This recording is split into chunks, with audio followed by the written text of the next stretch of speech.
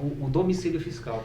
Eu até fazer uma pergunta, fazendo para, né, deixar ali objetivo para quem for assistir depois, de repente vira um corte isso daqui, né? E assim, o que que um influencer, uma pessoa que faturou milhares de reais ou milhões de reais, precisa ficar atento nessa parte de contabilidade digital, né? Que, quais são os pontos ali que é importante ele ficar atento? Bom, Ó, eu vou colocar da seguinte maneira. Se o cara faz algo errado, é um criminoso, ele mexe com tráfico de drogas mesmo, ou armas, coisas nesse sentido, ele começa a ter um enriquecimento ilícito, porque ele não tem daí também como comprovar fiscalmente, ele não emite nota fiscal. Se ele sair comprando coisas na pessoa física, você tem um incremento, uma elevação do patrimônio líquido que não tem coerência, contrapartida com as suas receitas. Com as receitas. Por isso que existe a declaração de imposto de renda. Você coloca lá os seus informes, quanto que você ganhou de aluguel, como funcionário, em alguma causa, ação trabalhista, qualquer coisa que você tenha obtido de receita. Obviamente, a Receita Federal vai estipular mais ou menos um gasto, porque ninguém vive de vento, tudo que você recebe, uns 70% normalmente a pessoa ganha. Então, se eu ganhei 100 mil, provavelmente me sobrou 30, e entre os ativos e passivos, que é meu patrimônio líquido, de um ano para o outro, ele não pode ter um incremento que varie muito fora desses 30 mil reais. certo. Então, se ela não se formaliza, não tem como emitir essa nota fiscal, gerar o balanço, o DRE, principalmente, onde você vai ter a oferição do lucro para fazer uma parte dela, a participação para a pessoa física, e você fazer a justificativa das suas receitas na declaração de imposto de renda. Por isso que é muito importante. Eu vou usar um exemplo aqui. Tem uma ideia que se coloca nesse mercado, que é como faturar 1 milhão. Eu consigo vender algum imóvel de 1 milhão de reais. Estou faturando. Não vai me sobrar tudo isso. Porque daí de 6% cai para 5%, divide entre as imobiliárias e dá 12.500 no final das contas. Aham. Mas, se eu vender 100 itens por 10 mil reais, motinha scooter que eu comprei para revender, importei, já dá o mesmo 1 milhão. Mas se eu vender 1.000 cursos no mercado digital por R$1.000, eu faturo 1 milhão. Aham. E teve um cliente nosso que em 50 minutos faturou 6 milhões de reais. Uau. Né? Se ele não justifica, ele começa a comprar Camaro, Lamborghini, não sei o quê. Como e que a ele tem que justificar? Pra justificar, como que ele justifica? Né? Então, não tem como justificar. Por isso que ele tem que fazer a abertura da empresa e daí emitir nota fiscal. Existem ferramentas que você... como eu vou fazer 1.000 nota fiscal? Ferramentas que você contrata, que já faz a nota fiscal em escala. Né? E por isso que dá importância aí em relação a você pejotizar, você ter o seu CNPJ. Só complementando o que o João falou, muitos clientes vêm e nos perguntam, falam, cara, já rodei tanto, já faturei 500 mil, 1 milhão no CPF, posso ser preso? Como que eu faço para regularizar? O fato por si só, de ter faturado no CPF, ele não está totalmente errado. Porém, se ele for querer fazer a regularização na íntegra, o custo disso é muito alto, porque a tributação na pessoa física praticamente vai inviabilizar o negócio. Ok. Principalmente porque se pagou tráfego, tudo. Se você for pagar o imposto com base na pessoa física, embora existam algumas atividades que seriam totalmente limitadas, não podendo na pessoa física, mas mesmo que a pessoa foi lá, faturou, como o João falou, ele não está trabalhando com um produto ilícito. A gente não está aqui falando, conseguimos justificar o faturamento de uma venda de droga, não. A gente está trabalhando. A gente está trabalhando um produto lícito. Lícito, ele faturou, com ética e tudo mais. Exato.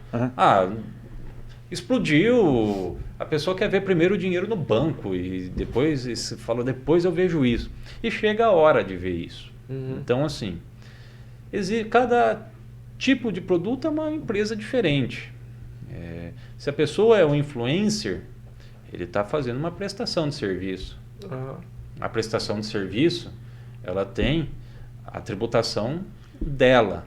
E mesmo oscila de KNAI para KNAI, para a gente, se a empresa estiver no Simples Nacional, para fazer o cálculo da tributação.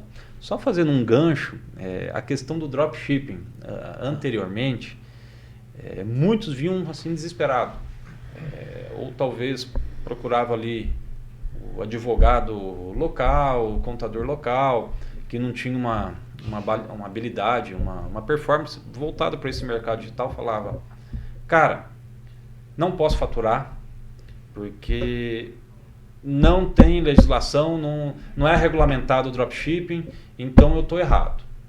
Falei, opa, alto lá, não é bem assim. Porque se a gente for pegar a nossa legislação tributária, ela é muito dinâmica.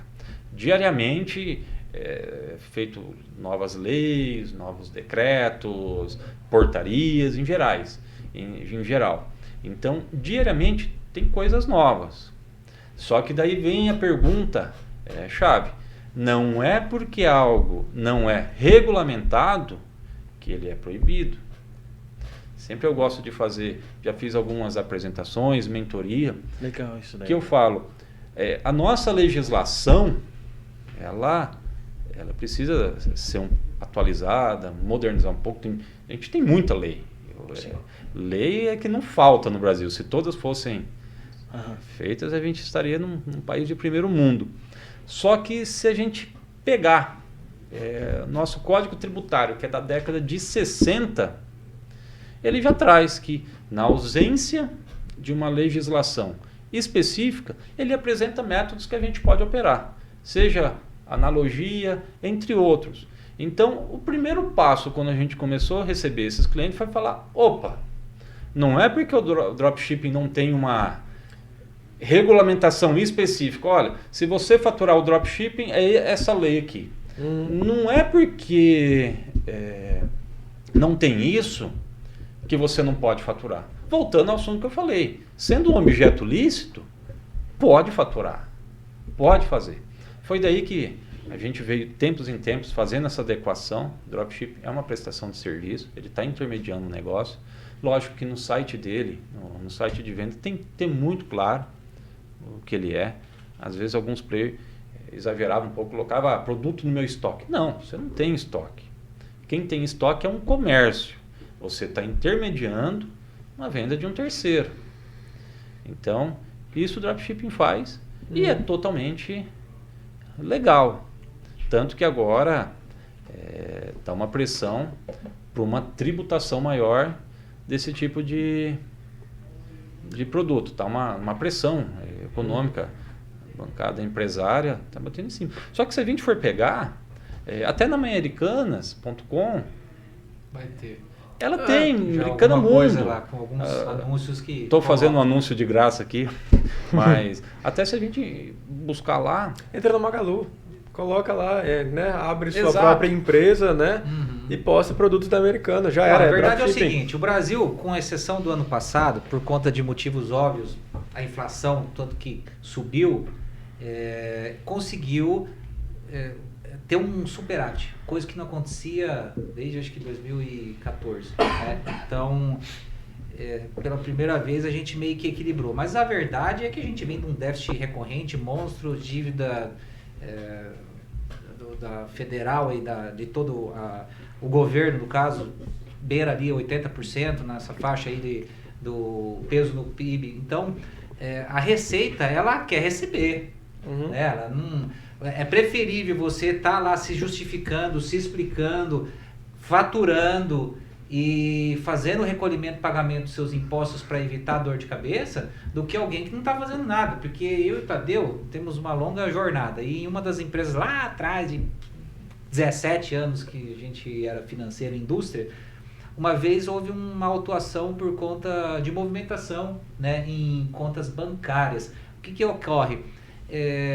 Existem várias declarações que são entregues, por exemplo, de IMOB na área das imobiliárias, de médico, a parte de clínica médica, mas teria ali uma questão dos bancos que tudo aquilo que ultrapassa R$5.000 em transferências, ele tem que informar qual que é a origem e qual que é o destino. Okay. Aí você está girando toda aquela movimentação, aquilo lá está sendo informado.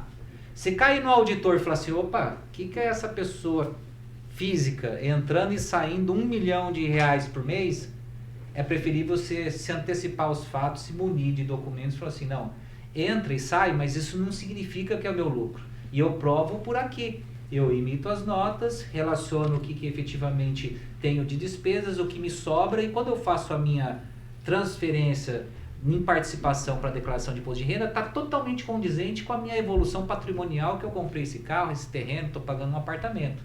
Então a coisa tem que estar bem amarrada. Certo. É esse o aspecto que é feito, e ele começa desde o primeiro ponto, que é uma análise que, às vezes, mais do que da contabilidade, envolve também o aspecto jurídico. Por isso que é importante o Dr. Tadeu, desde a constituição do contrato social. E aquilo que ele citou, quais quinais que vão entrar, porque justamente pode cair nesse ou naquele anexo dentro do Simples, ainda tem o fator R que ele vai interferir por conta de quanto você joga a mais ou menos de folha, isso entra a questão do INSS sobre o prolabore, que o seu pode ser maior ou menor, preferível então jogar maior se for ter economia do outro lado, para ter uma aposentadoria maior, se é que nós vamos ter lá no futuro. É. E por fim, alguns casos que é o do lucro presumido, né, que daí tem algumas artimanhas ali, umas possibilidades que até grandes empresas te utilizam, e agora os nossos clientes vêm fazendo usufruto aí.